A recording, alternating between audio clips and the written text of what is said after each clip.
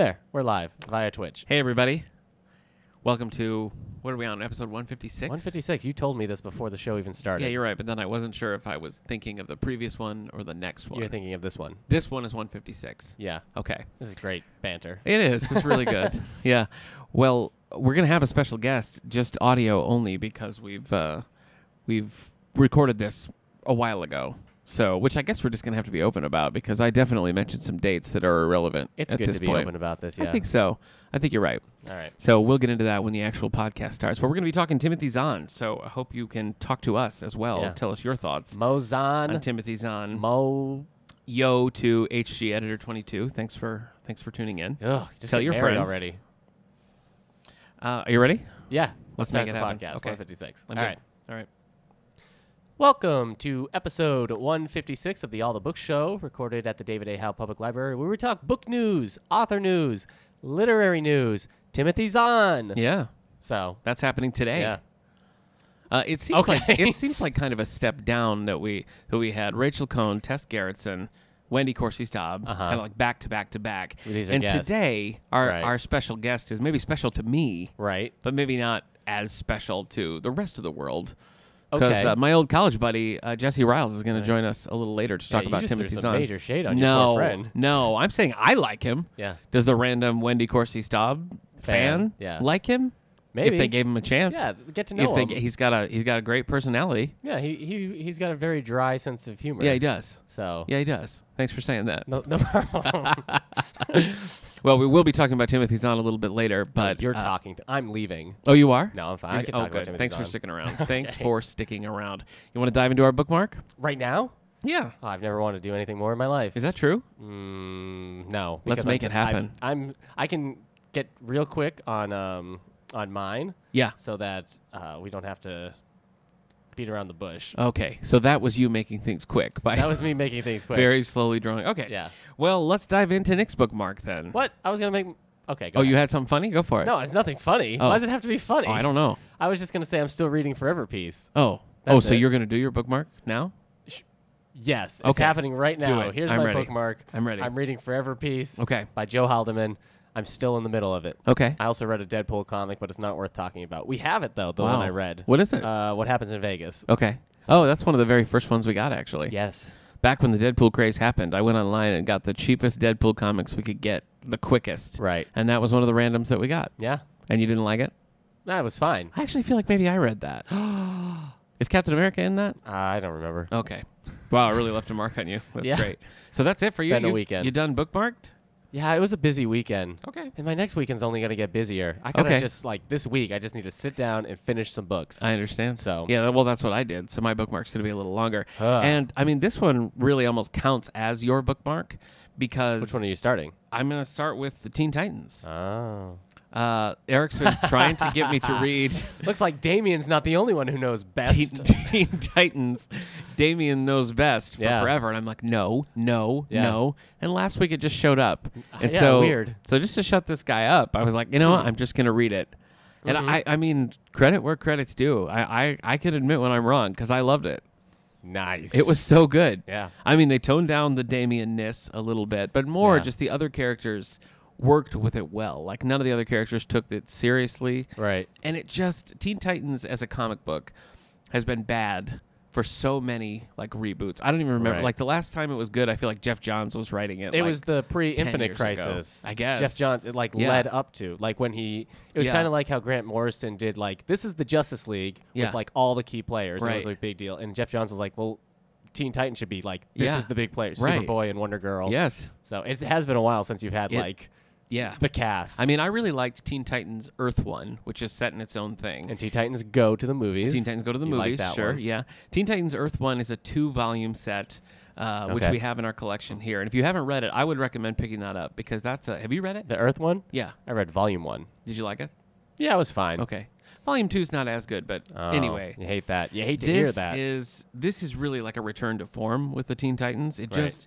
It's the crew that you want, even with Damien. The tone is right. It just feels like the Teen Titans in a way that, like, the weird... Like Young Justice, the show Young Justice, which they're bringing back now, was always Right. so melodramatic and Yeah. weird. That's what Teen Titans has been for the last, like, 10 years, Yeah. I want to say. Yeah. So I was very pleased with this. So Yay. hats off. My hat is off to you. Yeah. Thank you. Man, for the between good- this and Super Sons, the good- I've got like a perfect record. Yeah. Yeah, you're doing well. All right. On the opposite side of a good rendition of a character, I read 90s Superboy. Oh, you don't like I thought you liked this stuff. Well, I remember liking it, but I sat down to read this. They're finally collecting the whole thing. And this is Trouble in Paradise, it's called. The 90s, when he was like a punk clone after Superman died and had like Cool. wild hair. Super and, like, a cool leather jacket sunglasses. and sunglasses. Super cool.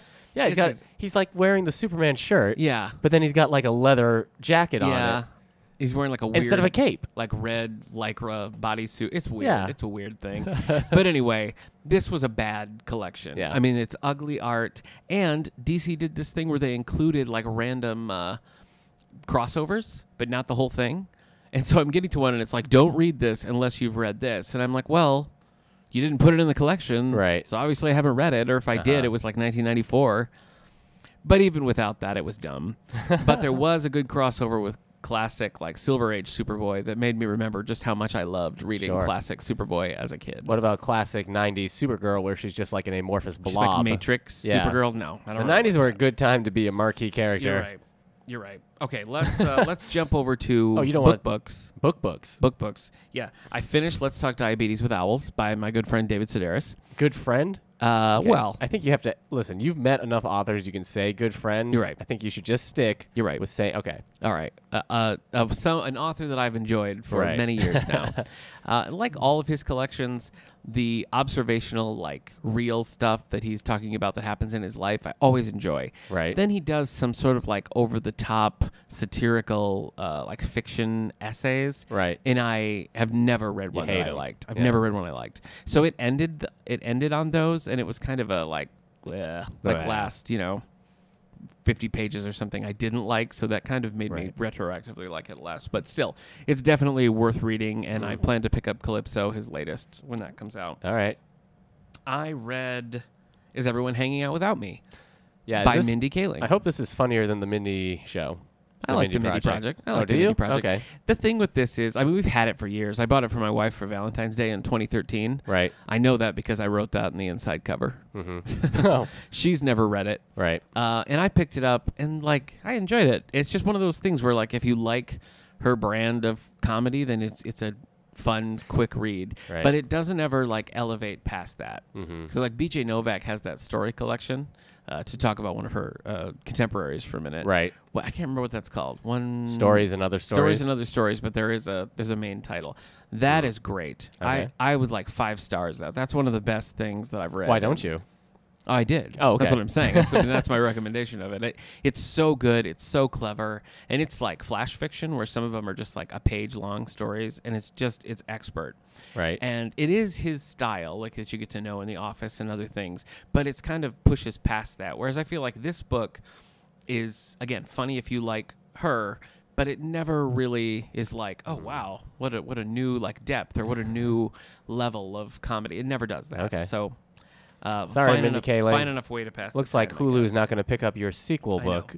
I also read some Joe Haldeman. I read his other Star Trek book, Okay, so you gave his other Star Trek book World 2 Without stars. End. Yeah. The first one, Planet of Judgment, where Yeah. people stand around judging each other. Yeah. As you recall, the problem was the premise was too big for the confines of Trek. Right. This one, I feel like, found a really good balance. Nice. It worked. It wasn't. It's basically they come upon this like floating circle planet filled with people who don't know they're on. Most A planets spaceship. you would say are. But it's a spaceship. Oh, okay. It's like a spaceship Oh, planet. Yeah. And the people inside don't know they're on a spaceship planet. And so Kirk comes and they're like, "Where have you come from?" Uh huh. But I don't know. It just really worked. I thought it was a really strong book. Again, I would have liked probably a double length on that one because Oh. he set up such an intriguing society, but we never really got time to get Right. into that. Whereas the other one, he did that, and it just made the whole thing feel like weighty and weird. This one was tantalizing. Yeah. So These are 70s? 70s. Yeah, okay. So Yeah. this Star Trek's not on the air anymore. This is during the dark period of Star Trek. Absolutely. animated series? Probably post-animated series, pre the motion Pre-movie. picture. So Yeah. it's just quiet. It's the this only is game all in you town. have. Yeah, you've got syndication and Yeah. you've got Joe Haldeman's Star Trek Adventures here. They used to number which them. he wrote too. Yeah. Right? Yep. So, Yep. It's interesting. The back had like an afterword thanking people, and he was like, since this is probably my last Star Trek book, and I'm curious why. oh. Do you want to discuss why we are reading Joe Haldeman books? Sure. Okay. We're Scoop alert. we're discussing Joe Haldeman books because otherwise people are going to be like, oh, it's weird that these two are reading the same stuff at the same time. We're going to be interviewing Joe Haldeman. Nebula and Hugo Award-winning author Joe Haldeman is going to be a guest on the All the Book Show. Yeah, we're going to be interviewing him at the end of this month, so that's going to be pretty exciting. Author of Forever War, some Star Trek books that a Nick couple of Star Trek has books, read. yes.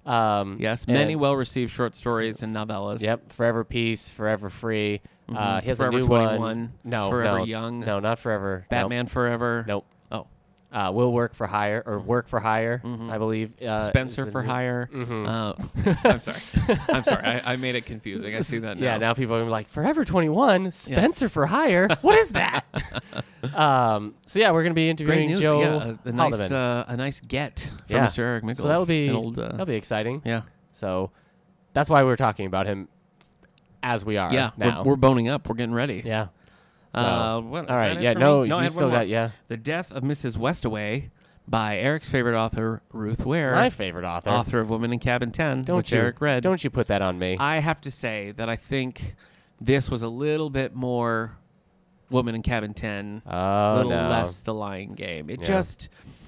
It had, like, I feel like she was aiming for this atmosphere, this Agatha Christie-esque atmosphere. Well, she's the modern day Agatha Christie. And she did that thing that I absolutely hate, where she was like, it's like something out of an Agatha Christie novel. I hate that because, like, that's what you're trying to do. Right. So saying that just makes it cheap.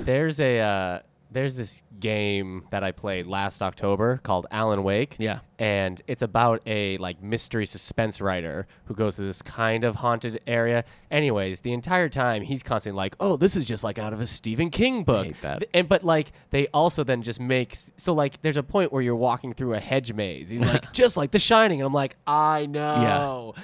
And at one point, there's a cop who constantly like calls him famous authors as like an insult. Yeah. He's like, "Where are you gonna go now, Stephen King?" Jeez. So they just subtle. Yeah, I like it. Yeah, I like it.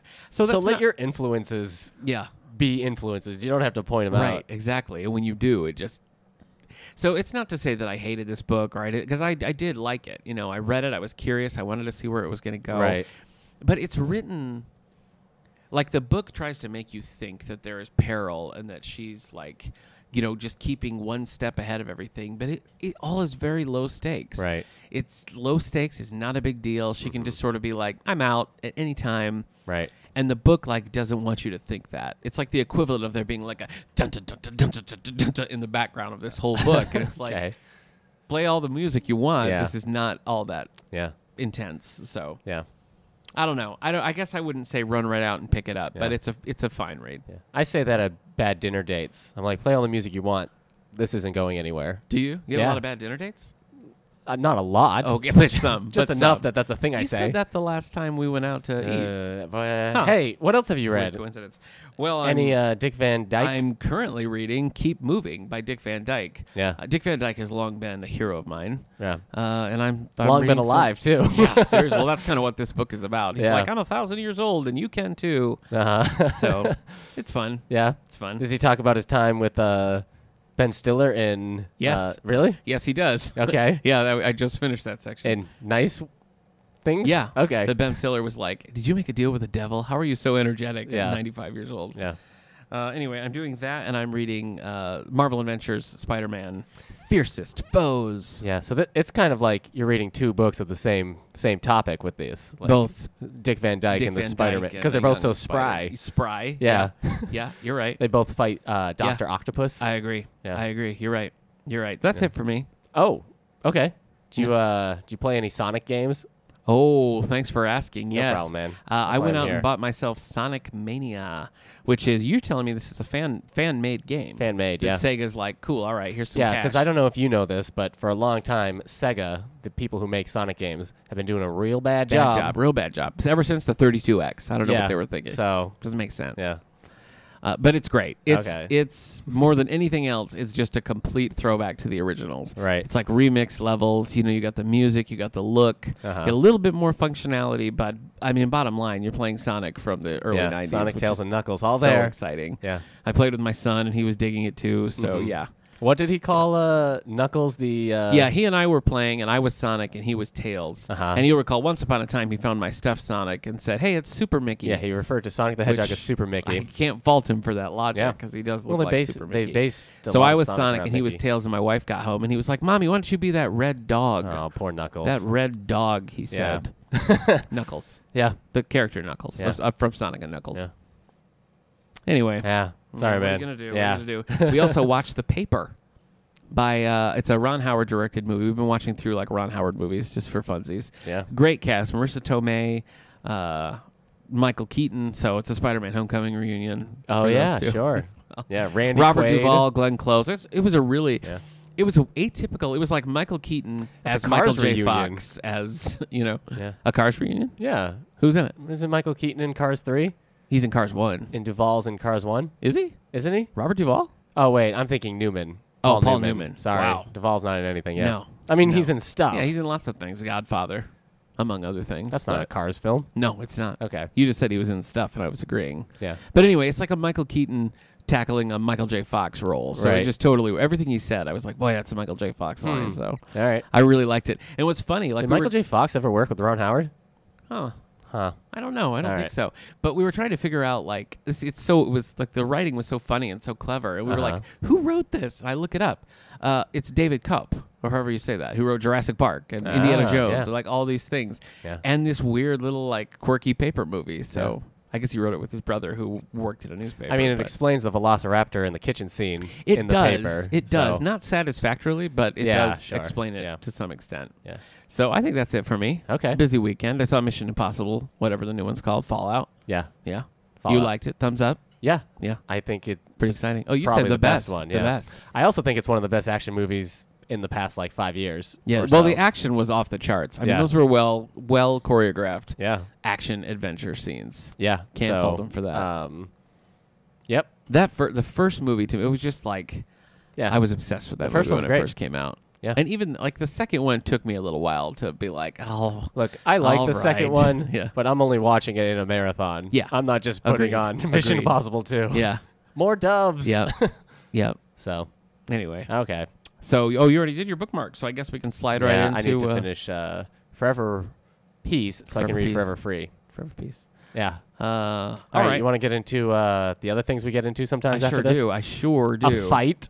Let's talk about Legion by Brandon Sanderson. We're doing advanced notices. Yeah, we're jumping into our advanced notices now, our book news. Nick failed to mention that. These are... Okay. Sorry.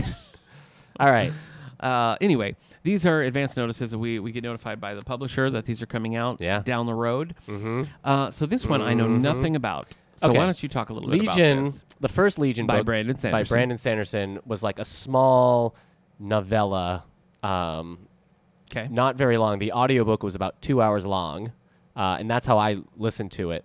And he wrote a second one in 2014, and now he's writing a third one. And so this book, Legion, The Many Lives of Stephen Leeds, is taking the 3 novellas and putting them in one. So this is the collection of them. So I think this might be the final one. I'm not sure. So you're getting 2 that have been published before, and the third one is a never published. Right.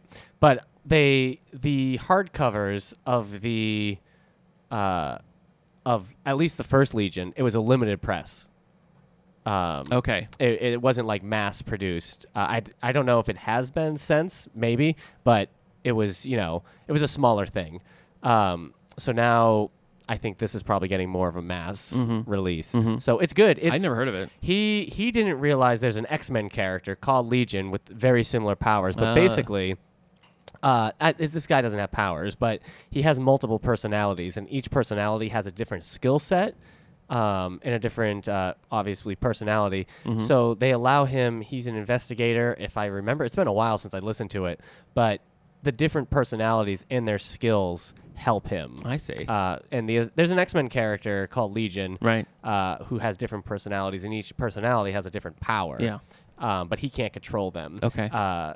this character in Legion by Brandon Sanderson has kind of like a working relationship with a lot of the personalities. It sounds interesting. So I liked the first one. I liked listening to it. I can't remember the narrator, but he did a really good job of like differentiating that can make a huge difference, the multiple personalities. And it was only 2 hours, so it was a quick a quick listen. That sounds right for a novella. Well, let me give you the synopsis here. Stephen Leeds is perfectly sane. It's his hallucinations who are mad.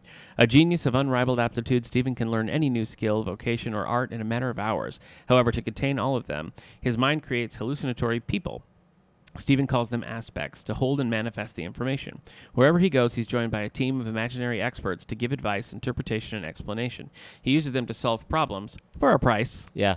Stephen's brain is getting a little crowded, and the aspects have a tendency of taking on lives of their own. When a company hires him to recover stolen property, a camera that can allegedly take pictures of the past, Stephen finds himself in an adventure, crossing oceans and fighting terrorists. What he discovers may upend the foundation of 3 major world religions and perhaps give him a vital clue into the true nature of his aspects. Yeah. That was the first book. That's all it is? That you just described. That's the only thing? Okay. So I can't remember. I mean, maybe that's what the whole 3 are, because, again, I haven't read the second one. Yeah, it's not giving you... Apparently, they're releasing the 3rd book separately in December. Are they? Yeah. Interesting. Anyway. You can get it here first. Yeah. All right. Well, on to one that I do know something about. Okay. Murder, She Wrote. You don't have to be... Oh, yeah, you do Number know about 48. This. Never mind, I'm not even... Manuscript for Murder. Why'd you say manuscript?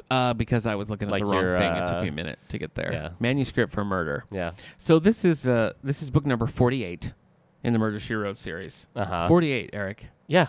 48. Yeah. That's about 50 years younger than she is right now. I think you're absolutely right. So. As a matter of fact, it's unique in that the novel series has far surpassed the run of the original show. There's been novels continuously writing and being bestsellers longer than the show was ever on the air. This one is noteworthy because it's the first without Donald Bain, who started the series. Yeah. So the last book he wrote with John Land. This one, John Land alone. All right.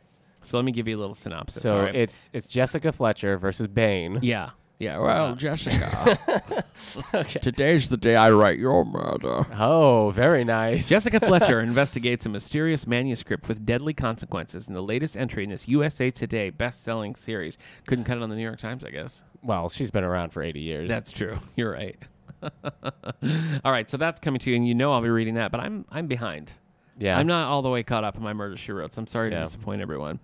And finally, stalwart powerhouse of the bestseller list, your friend and mine, again, not actually. Yeah, we've never met.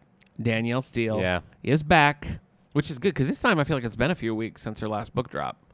Yeah. Don't you think? Yeah, a week she or hasn't 2 been weeks? on the New York Times bestsellers list for about 2 weeks. In You're this correct. powerful novel, #1 New York Times best. See, she can get the New York Times. #1 New York Times best-selling author Danielle Steele tells the story of 2 World War II concentration camp survivors, the life they build together, and the son who faces struggles of his own as a first-generation American determined to be his own person and achieve success. You know what, Eric? What? I'm going to go out on the limb here, and I'm going to predict a bestseller. That's a good call. I'm going to predict that's going to be a bestseller. That's a lock. I don't know. Yeah. I don't know, but that's my prediction. I believe you just sealed your success. Thank you. In the future with that bet. Thank you. All right. Yep. You ready for the New York Times bestsellers current list? Let's do it. Just open up that page. All right. Listen, a confession to make. This isn't my fault, so it's not really a confession I need to make. Not only one new book this week. Oh. Wow. But there's been a lot of movement on the list. Okay. That's exciting. So, there's a movement. Number 10, back up on the list. Yeah. I almost said back up. Anyway, back up on the list. It was down before we were yours, Lisa Wingate. So it's back in the top 10. The South Carolina lawyer learns about the questionable practices of a Tennessee orphanage. Nothing. All right. I remember. But that means that at number 10 last week was Emily Giffen. Yeah. All We Ever Wanted. But guess what? She moved up. Number 9. Well. Yeah. Wow. Yeah. Probably because Zahn dropped off. We'll see. I guess we will. At number 8, The Perfect Couple. Oh, Ellen Hildebrand. Yep. You're right. These are old hat. Hey, stop. I'm sorry. Number 7, Clock Dance. Clock Dance has moved back up. Clock Dance was almost off the list. Now it's back to 7. Last week's number 1, which was Timothy Zahn's Star Wars Thrawn Alliances. Okay. That was at number 1. Now it's at number 6. Okay. But still on the list. Still there, yeah. If it had debuted at number 6, we'd still be We would. impressed. We'd be like, wowzer. Yeah. But in that process, Cottage by the Sea by Debbie McCumber has moved up. It's like a battle royale up in here. I guess it is, yeah.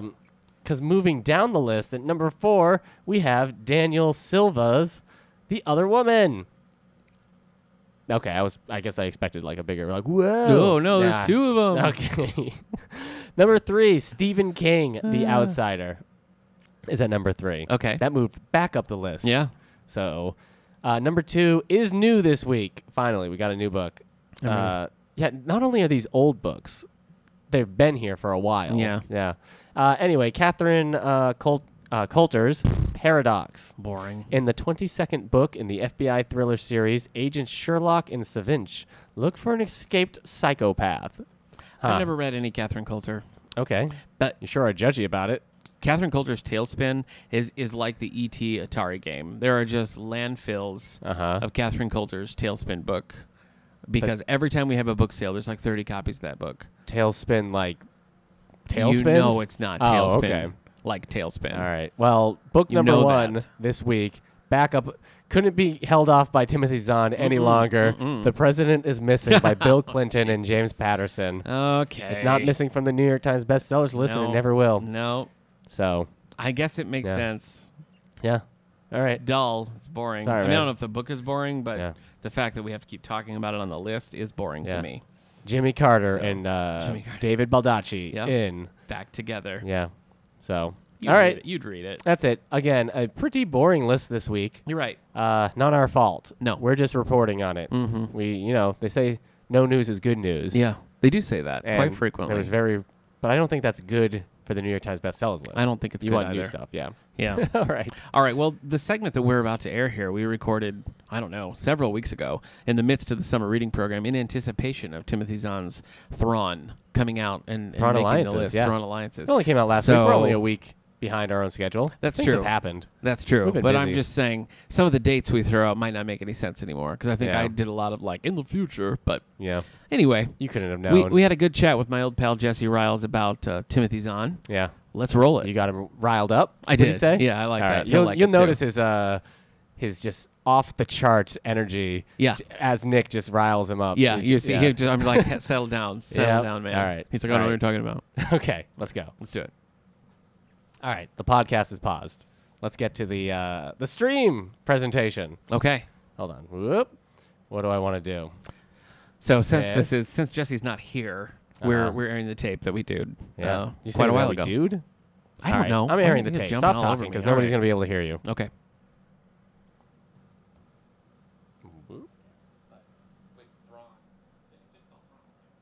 Last year? Yes. Okay. Yeah. With that back, and then his appearance in season 3 of Star Wars Rebels, his Thrawn character, and now we've got a sequel to Thrawn Alliance, coming Yeah. out this month. Yeah. He's back better than ever. So here today, we're going to talk a little bit Thrawn about. is today's Bosk. Yeah, I like it. I like it. So we want to talk about Timothy Zahn since he's back in a big way. And I thought the best way to do that would be to talk to the man who introduced me to Timothy Zahn in the first place. Luke my Skywalker. No. Oh. Just This give was it like time. an Obi-Wan situation? Right, exactly. Yeah, that's a different thing. So my good friend Jesse Ryals is here joining us. Jesse, say hello. Hello. Wow, you could hear that through the thick beard. That's amazing. That's great. So I figured maybe the best way to start would be to just talk about how we came to know Timothy Zahn to begin with. So, Jesse, I think you have the longest history here. So why don't you tell us how you discovered? I think it was in junior high school, even one of my friends had introduced me to the Star Wars books, which I don't know how I didn't know there were Star Wars books before that. But everybody recommended the Zahn books, and I read them, and that was it. So the Thrawn trilogy was like your very first Star Wars book? I don't know if it was the very first, but it was in the first 4 or 5. That's a hard way to start because it's really kind of downhill after that. I feel like those are the pinnacle. There's no kind of downhill about it. It's Wow. straight down. Disagree. But it's okay. Do you really? Disagree about the Thrawn books? Yeah. Yeah, they were my first Star Wars books. Oh, really? Yeah. Okay. And I enjoyed so many more books afterwards, but we're Really? not here to disparage Timothy Zahn no. books. But I'm kind of interested now. What do you think? I- What do you think tops that? But I mean, I liked Star Wars Kenobi, and I liked the Bane, Kenobi, okay. the Darth Bane trilogy. Yeah, that's pretty good. even Darth Blade, Lords of the Sith, Dark Disciple, some of that new stuff. Okay. But anyway, Jesse, you say you haven't read Darth Bane? I gave up when they started getting too much into the Yuzan Vong thing, so I haven't read a lot of the newer Star Wars stuff. Well, Bane is set real early, right? I Yeah. mean, it's not anything to do with the bug race of aliens. no, the Darth Bane stuff is like right at the end of the Old Republic era, I think, because that's when there's only now 2 Sith. Like, he gets rid of all the Sith Okay. in it, basically. I read the first one and I really liked it, and I just I never went back to it. I had read other Star Wars books before that. I remember reading the Corellian trilogy. Did you do Right. that one? I did read that one, didn't like it. I remember you talking about it being your favorite, and I just remember thinking you were wrong. He still talks about it. being his I favorite. love it. I love that. I love the A.C. Crispin Han Solo trilogy. Mm-hmm. I love some of that old stuff. Yeah. You don't like the Crispin trilogy? They're all right, but you're still wrong. Okay. The Brian Daley Han Solo stuff is not that great, but the Solo movie referenced Mm-hmm. a lot of that old Lando trilogy. Did you do that one? The old Lando? I don't know that I did. I remember reading the old Han Solo trilogy, which I, enjoyed. But, yeah. Well, that's neither here nor there because we're talking about Timothy Zahn. That's true. But I read the Corellian trilogy, and I read a couple other just random ones. But it was in college, Jesse, when you were like, you have to read the Thrawn trilogy. And so I did. I read them like in rapid succession, back to back, and just like loved them. Yeah, I think for me, one of the things that I really appreciated about the Thrawn trilogy is that that Thrawn was such a solid, evil, villain, that he was ruthless, he was smart, he was brilliant, and I do think that's something that they kind of lost towards the end of the series, kind of some of the later books, is they kind of tried to rehabilitate him. It's like, no, he's actually a good guy. Like, he did some nice things for people. And that's cool. I mean, he did, but they lost some of that ruthlessness, which is what made him such a key and important villain, I thought. Now, Eric, as I recall, you disagree with that sentiment. You're not a big Thrawn fan, right?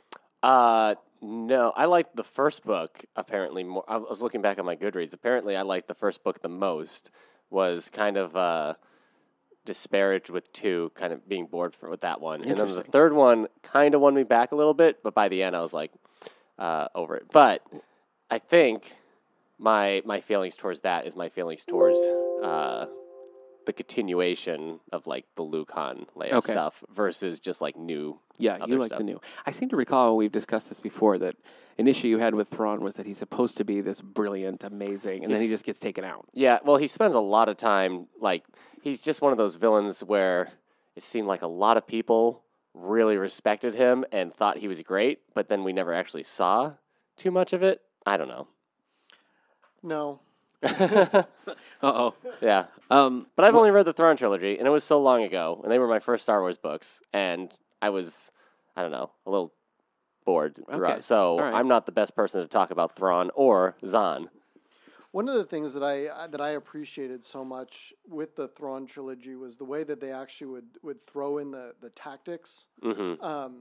And I mean, I remember reading them probably when I was old enough to shouldn't be playing with toys, but wanting to reenact those scenes with my micro machines because Thrawn had all these strategies of the cruisers coming out of hyperspace and this thing, and I've always appreciated how he did the tactics with that, and some of that could be influenced by his other books that I've read, Right. where he does a lot with the tactics and things. But So he comes back to Thrawn pretty quickly with a duology. So the classic trilogy that we're talking about, the Thrawn trilogy. For a long time, they were just episodes 7, 8, and 9 in book Basically, form. yeah, of they Star really were. Wars. That's how I felt about them. Yeah. But the books in that series they start with Heir to the Empire, then Dark Force Rising, and then it ends with The Last Command, which we do have here in the collection. We have the whole series down in the stacks. I think Don't we actually have a couple all of of copies. his Star Wars books?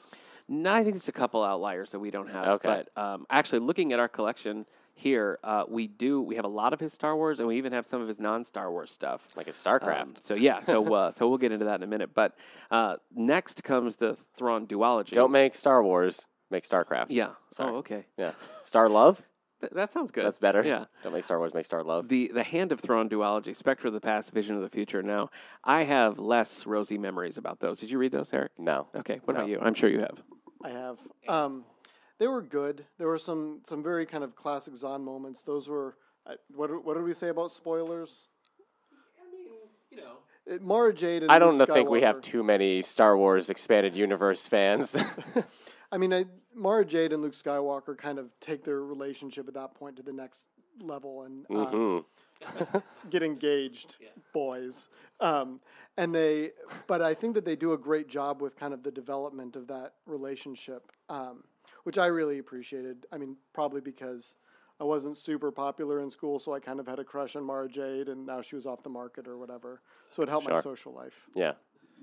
One of the things that I appreciate about those, the original trilogy, I guess, more than anything else, was that I think a lot of times authors who are working with these established characters, it's hard when they want to branch out and include their own original creations with that, because it's always is a trouble of balance, like you need to flesh out the characters. It can't just be like Han Solo's inner monologue. You need other characters.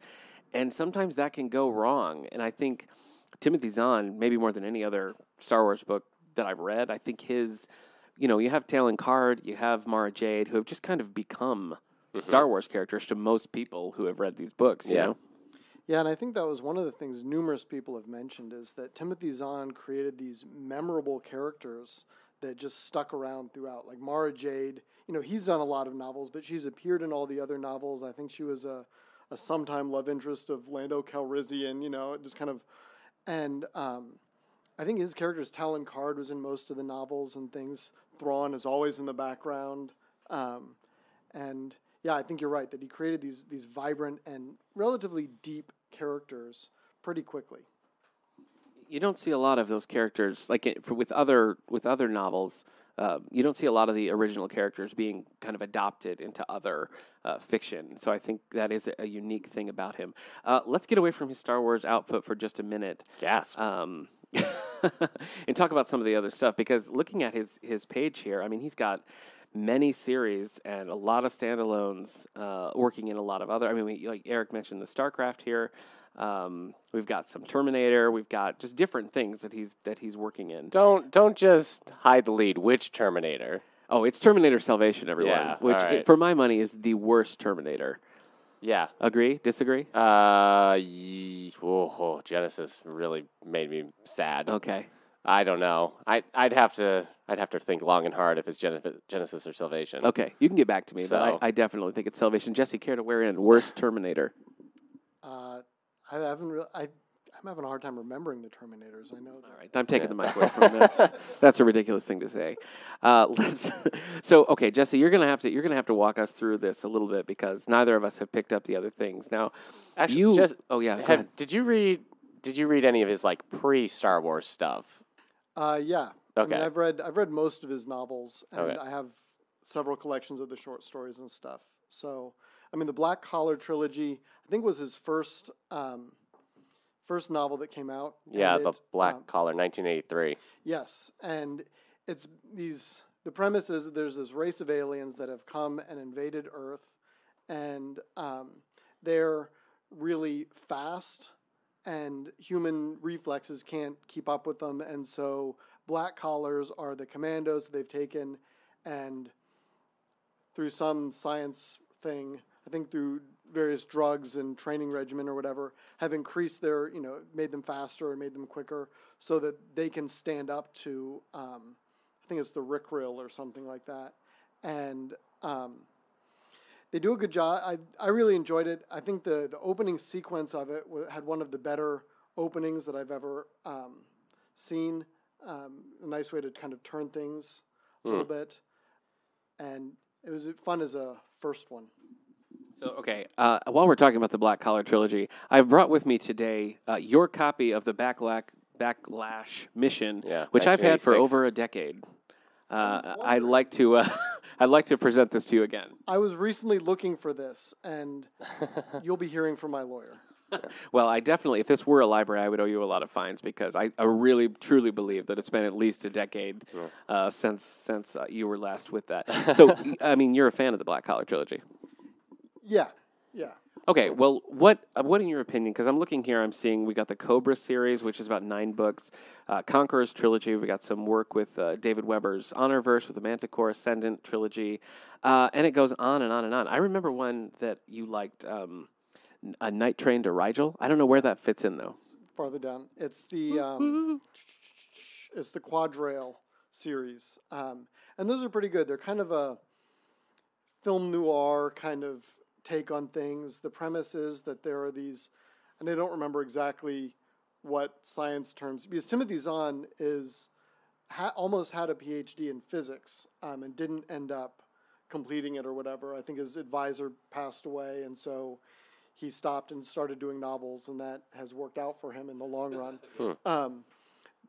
So they're often pretty solid science in a lot of these. But the Night Train to Rigel, there's trains between solar systems, and it ends up becoming apparent that there's this evil empire, shadow empire kind of thing that's there, and this guy, Frank Compton, there it is, has to take them down. And so maybe he does, maybe he doesn't. You'll have to read and find out. Oh, no spoiler there. So in your opinion, again, what do you think, for somebody who's maybe not a Star Wars fan, maybe is a sci-fi fan, hasn't read Timothy Zahn, if you were going to recommend either a series or a particular novel of a non-Star Wars book of his, where would you send somebody?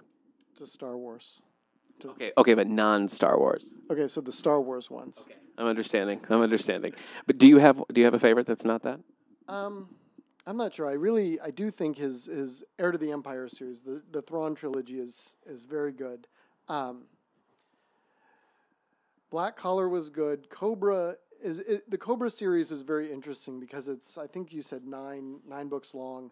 I think I've read all of them, and it's interesting to watch because he started writing that. I think the first one was released in the 80s, and I think the latest one just came out. So having that kind of long period of time where he's written them on and off has allowed his style to change. So you kind of get to see some of that. The premise of it is the Cobras are, again, there are certain themes that he has in a lot of his books. The Cobras are a commando unit. This time, instead of being augmented by, certain drugs and things, they have actually built into them weapons so that they can be especially good as kind of guerrilla fighters within a population. You won't know that somebody's a Cobra until they shoot you with the laser in their leg. So you don't invite them to too many dinner parties and things. Well, I'm looking here at the publication dates because, as you mentioned, the first one did come out in 1985, and then the original trilogy came out pretty quickly, 85, 86, 88. Then we have a 20-year gap before he picks up the series again in 2009, and then the second two trilogies have come out over the last 10 years. So that is kind of a career-spanning series for him, which is pretty interesting. Let's pop back to Star Wars for a minute. Eric, the Thrawn trilogy, is it for you? Of his? Yeah. No, I read the Mara Jade comic. Oh, okay, and? Apparently I didn't like it. I gave it 2 stars. Okay. But I read that before I read the Thrawn trilogy. So technically that's your Timothy Zahn introduction. Yeah. Okay. So I don't know why I didn't like it. There's 2 that I've never. There's By the Emperor's Hand and there's A Night on the Town, which looks like it's just part of a collection. But. Yes. Yeah, it's just like a Tales of Star Wars. Anyways, I think I just remember reading and just be like, it seemed like it was kind of a tour. Okay. Like she's always arriving late to something it's one of those like Luke Skywalker was just here, you just missed him kind of situations. Yeah. But it sets up the whole like mind command to kill Luke Skywalker that she has during the novels. I remember that being a thing. Okay. So now, I said when we started this that he's like back on the scene, and when you look at his publication, I mean, he never went anywhere, man. No, he really has never stopped. His Cobra books just came out this year. Yeah, but the difference, I guess, is that the Thrawn, the new standalone Thrawn book, now that Disney's sort of absorbed the expanded universe, and Thrawn has officially become part of the canon with his appearance in season 3 of Rebels and the new Thrawn series. Spoilers. No, I'm fine. But that was on the bestseller list, if you remember. The Thrawn book. Yeah, that was on the bestsellers list for like 3 weeks or so. It has. And that's been a while since he was actually like doing good numbers, really. Yeah. I mean, I know he's successful, but all these, I'm looking at these middle books here. Oh boy, Fool's Bargain, Survivor's Quest, Outbound Flight, Allegiance, Choices of One, Scoundrels. I know that I've at least read Outbound Flight and Survivor's Quest, but I just did not like those at all. Jesse, have you read any of his like non-Thrawn Star Wars? It sounds like you've read everything, so. I have. I like them. His Allegiance series, his Allegiance and Choices of One. I really liked. The premise was, what he does, he has 3 or 4 different things that are working threads that he ties in, which I think they call good writing. And so with the Allegiance and the Choices of one of the threads, was of course the Han, Luke, Leia, Rebels thing. Then there's Mara Jade, and then there's also this group called the Hand of Judgment, which are 5 stormtroopers who end up deserting but are still dedicated to the principles of the Empire, kind of order over chaos kind of thing. And I wish that they had been able to do more with them, because those characters were very interesting. I enjoyed those. What about Scoundrels? Did you pick that one up? I did. I reread it recently, actually. One of my kids found it and was like, "Hey, what's this book?" And I said, "That's for Daddy," and read that, and it's fun. It's kind of a heist kind of thing, and does a good job with a lot of the characters. It's set right after Episode 4, so Han is kind of trying to find his way to make some money to pay off Jabba the Hutt, which I think is always, and then kind of brings in, I think Lando's in it, and there are a few other characters, but he does a good job. It's kind of it's a decent kind of heist story. See, that's one that interests me. Like, I picked it up several times and was planning to read it, and I just never did. I think I was just, I found Outbound Flight and Survivor's Quest. I really didn't like those at all. How do you feel about them? I do remember us having this conversation and you being a little bit more forceful about your dislike. I enjoyed those because I liked Thrawn, and I had read a lot of this other stuff.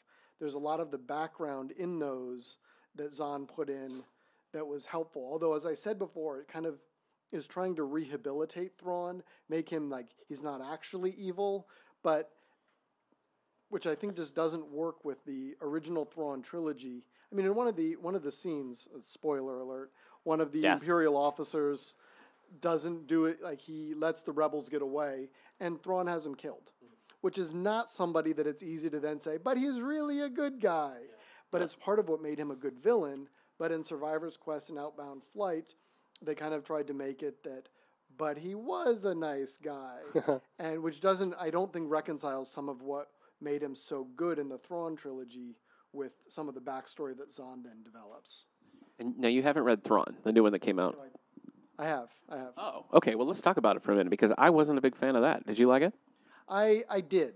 I'm wishing that I'm going to have to reread it now that I'm watching Rebels through with my kids. We had to take those back to the library.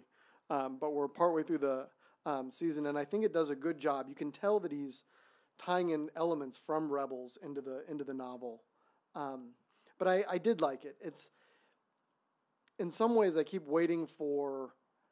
There are some elements of the character of Thrawn that I don't think he resolved. He made him this brilliant tactician, but then had him be completely inept at political maneuvering, and that didn't seem to match up with, it seems like if he's a good tactician, the political maneuvering would be part and parcel of that. And I think that there's a disconnect there.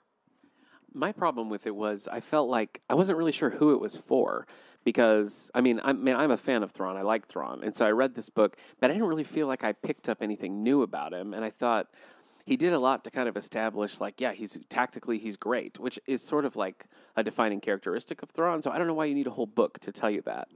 I do think that there's an element of this was trying to reestablish Thrawn in the new canon. And I have liked Timothy Zahn's page on Facebook, and there are lots of people that are out of their minds because Thrawn is now in and they love it. So I think if you're asking who it's for, that's your audience.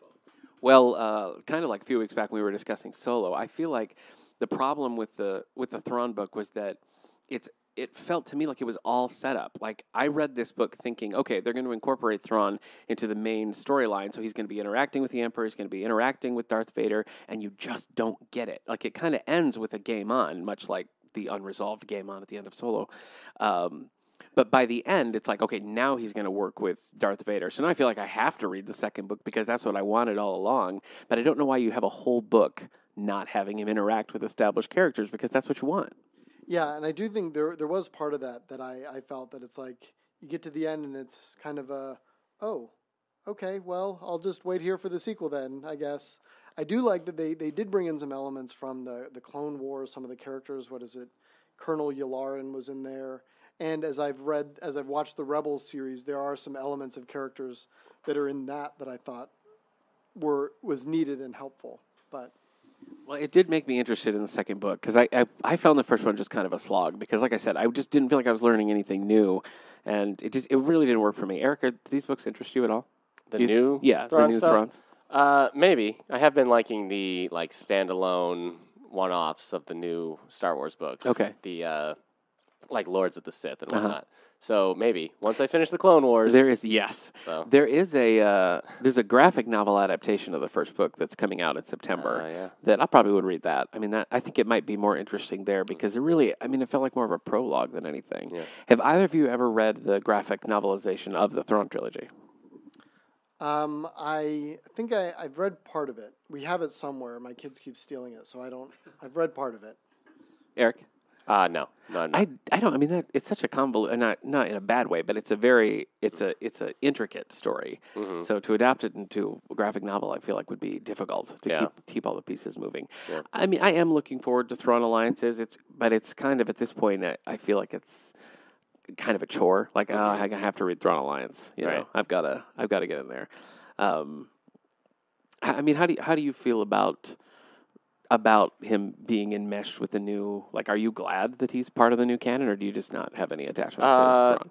Yeah, I guess I don't have too much attachments. I mean, it's cool, but it's just, for me, it kind of strikes as like, yeah, but this won't be the same. Wait, like how some fans want Mara Jade in the new movies. I'm like, you can get Mara Jade, but she's not going to be, like, the way people age, and now Mark Hamill is 80 years old or whatever. Like, you're not going to see. Doesn't look a day over 75. You're not going to see like a young Luke and Mara like you want. So, do you just want Mara by herself as the age she was introduced, unattached to Luke Skywalker?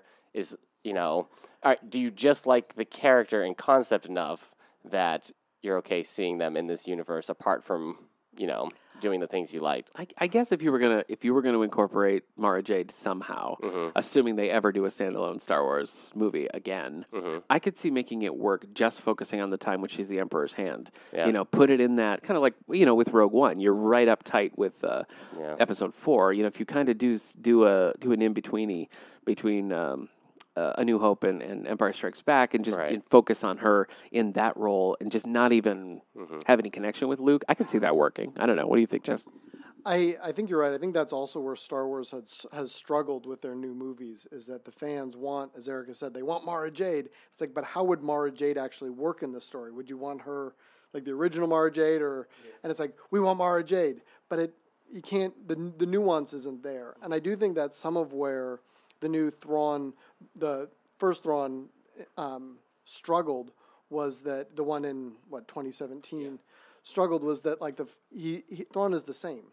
Yeah. They brought him in, and the first chapter is almost verbatim the short story that Timothy Zahn wrote way back when, kind of introducing Thrawn in the old canon. They just changed. They added a few more elements to it, and so there's part of me that's like, if you're going to add Thrawn, add more depth, and he did. Like, there was some elements that weren't there before, having to do Thrawn's exile and things. But I think that they are going to struggle with some of these new characters, and Mara Jade is, as I said, I think she's an awesome character, but I think bringing her into the new canon, they would have had to do that from the beginning, and a lot of what they've tried to do is steer away from that. Well, I think at this point, to the point that Eric made a while back, was that you're better off just going with an original character. I mean, if you can't have her do what she does, then just make a new character who can who can be that sort of roguish, cool, outside of the regular lines of things character. I think you can do that.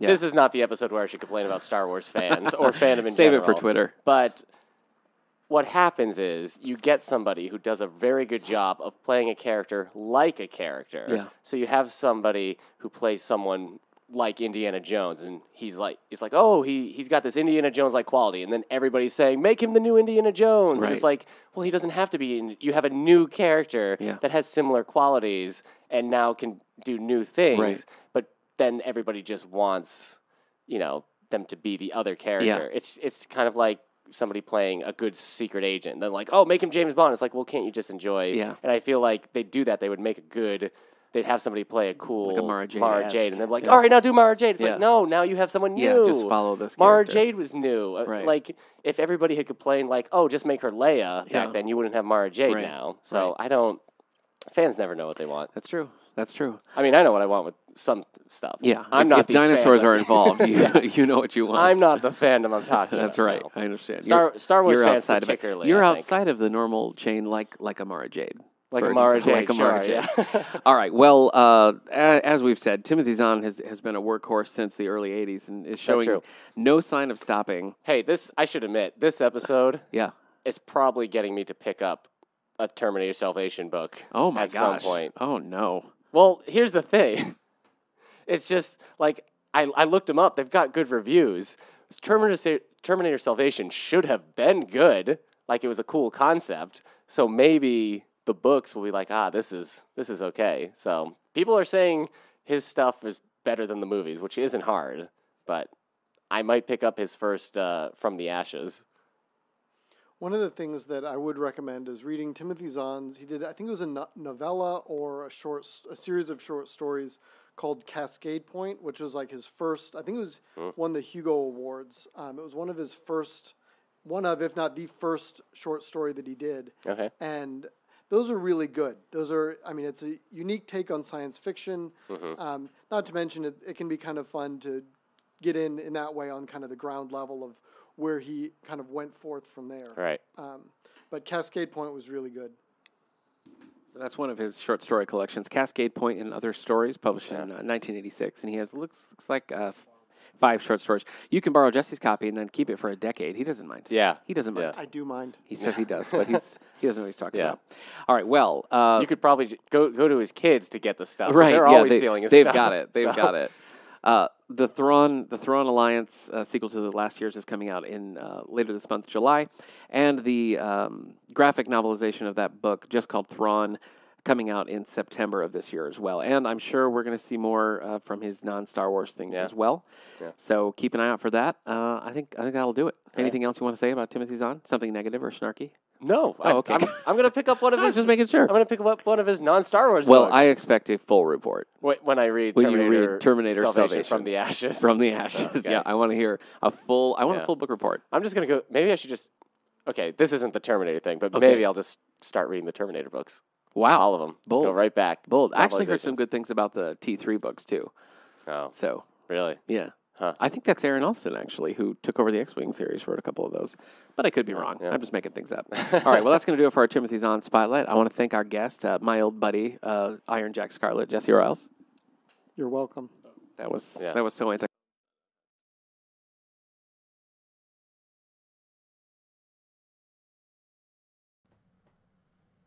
Uh-huh. And that was that. That was the interview. Now, I need to know, Eric, So. now that a little distance has passed, Uh-huh. how do you feel about picking up those Terminator Salvation books? I'm still interested. It's- Less of a fire inside of the I heart. understand. I But, totally understand. Yeah. No, I still got it. Okay. I still got that spirit. All right. I can't believe what you said about Mark Hamill. He's a beloved film icon. Yeah, unless he does something fans don't He like. said he was 80 years old, Yeah, like The Last all Jedi. right, So are you still thinking you're going to read Some the Thrawn fans. books? That's what I want to know. The new ones. Oh, eventually. Eventually. Yeah. You'll Actually, get I there. don't know. This isn't the maybe. Okay. If I don't, it's for other reasons. Well, I we like don't need to get into the It's a nice podcast. firm Yeah. commitment that you've got there, and So I like it's all right. that. I still plan to read Thrawn Alliances. I haven't picked it up yet. It's been popular here. It's been checking out, but I haven't picked it up. But I plan to. Yeah. One fun fact, that Black Collar book that I had borrowed from Jesse for like 10 years, he left it here in my office, and I intend to keep it for at least another 10 years. Forever, yeah. So if he wants it, Sorry, it's Jesse. going to come down to a deadly combat. Yeah. He'll have to take it from my cold, dead body. So anyway, All right. thanks, buddy. Thanks for joining us. Yeah. And thanks you always. Thanks, man. I just got to Yeah, reaffirm. If you don't do it, I'll start screaming. I know you will. So. I know you will. All right, let's jump into library news. What do you got going on? What's going on? We're me? Yeah. My programs are kind of That's like true. You want to talk about the fancy tea party? I guess dark. it's all. It's this filled Thursday. up, yeah. It's all filled up. You can still get on the waiting list, but True. good luck. Yeah, true. Um, Everybody can come see the My Little Pony movie, which Yeah. is Thursday the 16th that's the at new 2:30. My Little Pony movie, new not one. the one where like the lava monsters fight like no. the ice creatures. Although it'd be fun to show that yeah, in its place. yeah. Then the 20th, we're showing Inside Out was that for called? Kingdom in Peril? 1 millionth time. Did you say? We've shown on Inside Out a few times. Pixar movie Yeah. Inside Out. The We'll gift be that showing keeps on giving. What do we do? 3:30 on those? Is that when you normally do the after school matinees? Same time. What? 3:30. I'm not showing it. You're showing it. I know. Yeah, 3:30. Okay. All Thank right. you. I don't want to fight about this. No, it's all right. Okay. Yeah, that's it. We're kind of slowing down. Our last Tuesdays on the Terrace Yeah. is the 14th. So We if have you're to slow listening to this down. in time, come on down. Yeah. But we've got a little bit of a lull till school starts up again. So starting up real soon. our job fair over the weekend went great. We had tons yeah. of turnout for it. So thanks to my fellow Allegheny County library directors as You're well welcome. as to Southern Tier Library System for helping us with funding on that. And thanks to everybody who came. We had a great time hosting that, and we might plan to make it an annual event. Yeah. So we're looking forward to that. All right. You got any ideas on what we're going to talk about in the coming weeks to tantalize the people with? Well, we got the Joe Haldeman. Joe Haldeman coming, yeah, in a couple of weeks interview. now. Yeah. In a couple of weeks. Exciting stuff to come. No. All right. We got Well, nothing. What are we talking about? I don't know. We'll talk about it off air. yeah, we'll figure it out. All right, thanks to our Twitch followers. Remember, Yeah. you can catch us on YouTube. You can catch us on SoundCloud.com/allthebooks for the audio. Mhm. You can also find us on iTunes. Just search All the Book Show, and there we will be. Yeah. You can find us on Twitter at All the Book Show and Facebook David A. Howe Public Library. We love to hear Nice. from you. All right, thanks for tuning in, everybody. Thanks to Jesse, and we'll see you next time. Bye. Bye-bye. Oh, are we still twitching? Yeah, we're still twitching. Oh, Thanks, yeah, it's a buddies. good thing we didn't say anything terrible. Yeah, Twitch is So. no, not really. All right. Okay, now officially we're going to say goodbye to our Bye, Twitch y'all. friends as well. See ya.